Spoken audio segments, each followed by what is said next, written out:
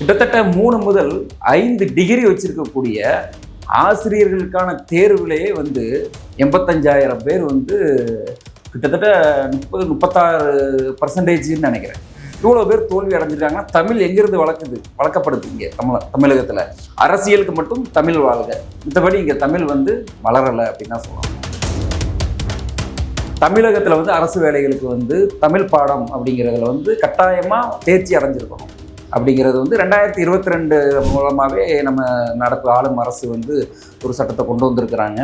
அதுபடி இப்போது தேர்வு நடந்துக்கிட்டு இருக்கும்போது தான் அது கொஞ்சம் கொஞ்சமாக தெரிய வருது. தமிழில் நிறையா பேர் ஃபெயில் ஆகுறாங்க. நம்ம தமிழை மேம்படுத்தணும், தமிழை படிக்க வைக்கணும், தமிழ் தமிழ் தமிழ் இந்த நடப்பு ஆட்சி ஆளுங்கட்சி பேசிகிட்டு இருக்கிறாங்க. ஆனால் அங்கே 85,000 பேர் தோல்வி அடைஞ்சிருக்கிறாங்க. தமிழகத்தில் பிறந்து வளர்ந்து தமிழில் படிச்சிருப்பாங்க. அப்படி இருக்கும்போது இதுக்கான காரணம் என்னவா இருக்கும் சார்? கண்டிப்பாக இதுக்கான காரணம் என்ன அப்படின்னா,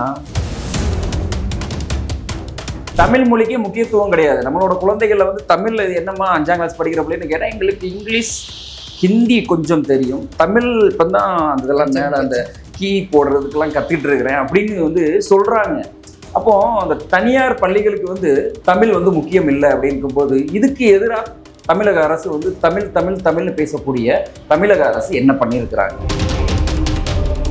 இந்த தேர்வில் 200 மார்க்கு, அதில் 150 மார்க்கு பிற சப்ஜெக்டாக இருக்கும், 50 மார்க்கு தமிழுக்கு. அந்த 50ல் 20 மார்க்காவது எடுக்கணும். அந்த 20 மார்க் எடுக்க முடியாமல் 85,000 பேர் ஃபெயில் ஆகியிருக்கிறாங்க. சித்திரைவன் மீடியா நேயர்களுக்கு வணக்கம். இன்று நம்முடைய அரசியல் விமர்சகத்தில் வினோத் துரைராஜ் அவர்கள் தான் இணைஞ்சிருக்கார். வணக்கம் சார். வணக்கம் சார். இப்போ சமூக வலைதளங்களில் பரவலாக ஒரு விஷயம் ஓடிட்டு இருக்கு சார்.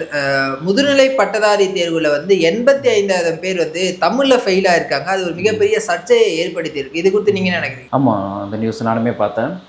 கிட்டத்தட்ட 1996 பணியிடங்களுக்கு அக்டோபர் 12ஆம் தேதி இந்த தேர்வு நடைபெற்றது. ஓகேங்களா? ஸோ நிறையா வேக்கண்ட் இருக்குது. இந்த மாதிரி இவ்வளோ 1996 வேக்கண்டுகளுக்கு முதுநிலை பட்டதாரிகளுக்கு அந்த தேர்வு நடைபெற்றது. அந்த தேர்வோட ரிசல்ட் இப்போ வெளியே வந்துச்சு. வந்த உடனே எல்லாருக்குமே அதிர்ச்சி.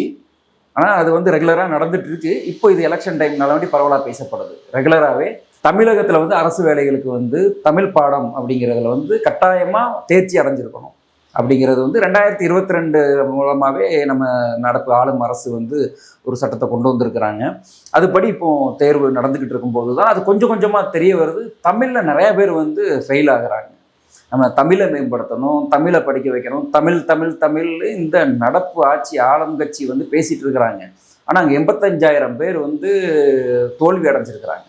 சரி, இது வேற ஒரு எக்ஸாமாக இருந்தால் சரி அப்படிங்கலாம். இப்போ ஒரு விஏஓ தேர்வோ அப்படியோ வேற ஏதோன்னு பார்த்தா முதுநிலை பட்டதாரி அதுக்கான குவாலிஃபிகேஷனே கண்டிப்பாக குறைஞ்சது ஒரு 3 டிகிரியாவது வச்சுருப்பாங்க. யூஜி, பிஜி, ஒரு பிஎட்டு அந்த மாதிரி கூட ஒரு வச்சுருப்பாங்க. இதையும் பேச போனால் எம்பில் கூட வச்சுருப்பாங்க, பிஹெச்டி பண்ணியிருப்பாங்க. கிட்டத்தட்ட 3 முதல் 5 டிகிரி வச்சிருக்கக்கூடிய ஆசிரியர்களுக்கான தேர்வுலேயே 85,000 பேர் கிட்டத்தட்ட 36% நினைக்கிறேன். இவ்வளோ பேர் தோல்வி அடைஞ்சிருக்காங்கன்னா தமிழ் எங்கிருந்து வளர்க்கப்படுது இங்கே தமிழகத்தில்?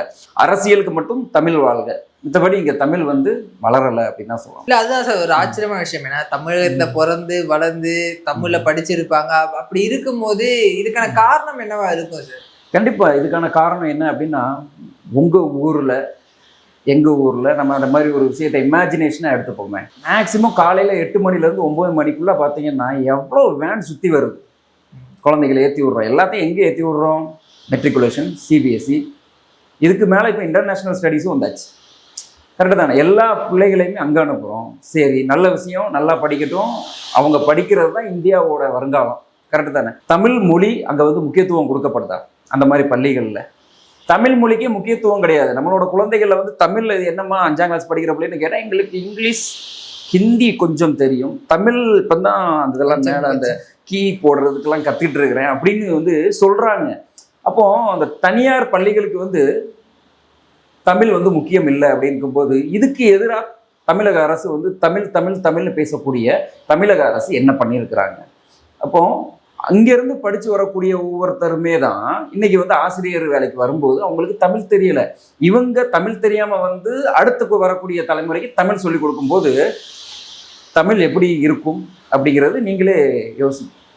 அதுதான் இந்த 85,000 பேர் ஃபெயில் ஆகியிருக்கிறாங்க. மற்ற மொழி பாடம்னா வந்து பிரச்சனை இல்லை சார். அதில் வந்து இப்போ ஒரு போட்டி தேர்வு போது ஃபெயில் ஆகிறதுன்றது நார்மல் தான். பட் தமிழில் வந்து இத்தனை பேர் ஃபெயில் ஆகிறது தான் வந்து இவ்வளோ ஒரு அதிர்ச்சியை ஏற்படுத்தி இருக்கு அப்படின்னு நீங்கள் சொல்கிற மாதிரி இந்த ஆட்சியில் வந்து நிறைய தமிழுக்கான முக்கியத்துவம் கொடுக்கப்படுறதா முதல்வர் சொல்லிட்டாரு. அப்படி இருக்கக்கூடிய சூழல்ல அவங்க நடத்தக்கூடிய ஒரு போட்டித் தேர்வுல இந்த மாதிரியான நிகழ்வு வந்து இந்த ஆட்சியினோட குறைபாடா பார்க்கலாம். கண்டிப்பா என்னன்னா தமிழ் மொழி தமிழ் அப்படின்னு சொல்லிட்டு ஏதாவது ஒரு சர்ச்சை நடக்கும்போதோ இல்லைன்னா அவங்களுக்கு எதிரான ஒரு விஷயங்கள் பூகம்பமாக வெடிக்கும் படும்போது இந்த மாதிரி ஒரு சட்டத்தை கொண்டு வந்துடுறது. அந்த சட்டம் வந்து இப்போ அவங்களுக்கே கேள்வி ஆயிடுச்சு. என்ன 2028 கொண்டு வந்ததுல வந்து அரசு பணிகளுக்கு வந்து கட்டாயமா தமிழ் படிக்கணும் அப்படிங்கிற, தமிழ்ல தேர்ச்சி அடைஞ்சிருக்கணும்னு சொல்லிட்டாங்க. தமிழ் தேர்வுங்கிறத விட தமிழ்ல தேர்ச்சி அடைஞ்சிருக்கணும்னு சொன்னதுனால வந்து இப்போ அதுல வந்து குறிப்பிட்ட இப்போ இந்த தேர்வுல வந்து 200 மார்க்கு, அதுல 150 மார்க் வந்து பிற சப்ஜெக்டா இருக்கும், 50 மார்க் தமிழுக்கு. அந்த 50ல் 20 மார்க்காவது எடுக்கணும். அந்த 20 மார்க் எடுக்க முடியாம 85,000 பேர் வந்து ஃபெயில் ஆகிருக்கிறாங்க. அப்போ அந்த 20 மார்க் கூட எடுக்க முடியாத அளவுக்கு 3 டிகிரி 5 டிகிரி இருக்கக்கூடிய மாணவர்களை தான் இந்த அரசு வந்து உருவாக்கிட்டு இருக்கிறாங்க தனியார் பள்ளிகள். அப்போ இதை வந்து தடுக்கிறதுக்கு தனியார் பள்ளிகளுக்கு ஒரு ஒரு ஒரு விதிமுறையை கொண்டு வந்திருந்தா சரிங்களாம். ஆல்ரெடி அவங்க இந்த அரசுகள்லாம் கொண்டு வந்த ஒரு பள்ளிகளில் படிச்சுட்டு வந்தவங்களாம் மாணவர்களை குறை சொல்ல முடியாது. அரசாங்கம் தான் எதை தடுக்கணும், தமிழ் பற்று இருந்தால் எதை தடுக்கணுமோ அதை தடுக்கணும். சும்மா பேச்சுக்கான ஒரு திட்டத்தையும் தமிழ் மொழிக்கான ஒரு வீரப்பா ஏதாவது பேசுகிறோன்னு சொல்லி அவங்க பண்ணிக்கிட்டு இருக்க அரசியலாக தான் பார்க்கணுமே தவிர தமிழ் வளர்க்கணும் அப்படிங்கிறது அவங்க இதிலே கிடையாதுன்னு தான் சொல்லுவாங்க. இதே மாதிரியே வந்து இன்னும் நிறைய தேர்வுகளில் வந்து தமிழில் வந்து நிறையா ஃபெயில் ஆகிருக்கிறாங்க. 10th 12th அதுலேயுமே நம்ம பார்க்க போகிறோம். இப்போ இடையில சமீபத்தில் இதுக்கு முன்னாடி நடந்த ஆசிரியர் தேர்வுக்கான பட்டதாரி மற்றும் இடைநிலை ஆசிரியர்களுக்கான தேர்வுலையுமே வந்து ஆயிரக்கணக்கான பேர் வந்து ஃபெயில் ஆகிருக்கிறாங்க.